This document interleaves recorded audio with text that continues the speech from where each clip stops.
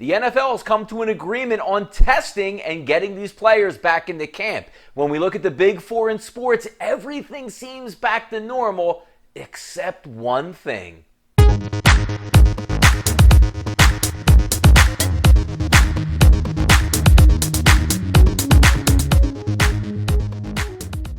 I'm Donnie Seymour, and this is your Pub Sports Radio hot topic of the day. The NFL and the Players Union come to an agreement to get guys in camp on time and be tested properly, at least over the next 2 weeks. They will be tested each and every day, and if they come to an agreement that the percentages are low enough, they'll be tested every other day. So a good agreement there for the NFL to go along with the others, such as Major League Baseball, the NHL, and the NBA, who seem to be dealing with the COVID-19 crisis really well in getting players back on the field. But I got to tell you, even though I love the fact the NFL is getting back, I think there's going to be a little bit of turmoil over the next 2 weeks when some of these players test positive, have to sit out 2 weeks before they come back, and then you're only about 3 weeks away from actually playing real games in the NFL starting September 10th with the Thursday night game. But I'm watching overall now because now we're taking a look at the scrimmages that are going to come into play in the NBA over the next couple days. The NHL is going to get back underway as well, getting them ready for their playoff run, and also take a look at Major League Baseball. It's great to see Major League Baseball back on our TVs. I'm a Philadelphia Phillies fan, and it's nice just to see a crushing home run from Bryce Harper,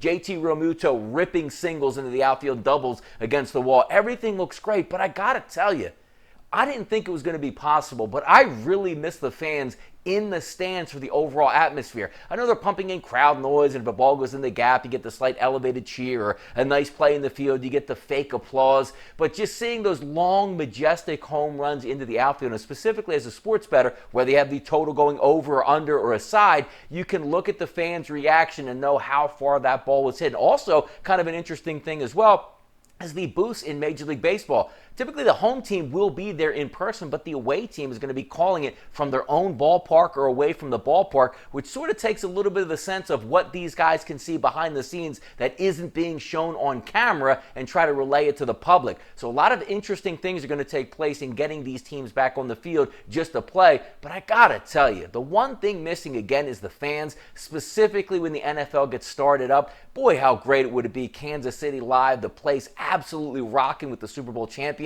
Arrowhead, one of the loudest places on earth, will have no fans. It's going to be a different experience. Nice to get these teams back on the field, but I got to tell you, as a fan myself, it stinks not having these people in the stands. I'm Donnie Seymour for Pub Sports Radio. This was your hot topic of the day.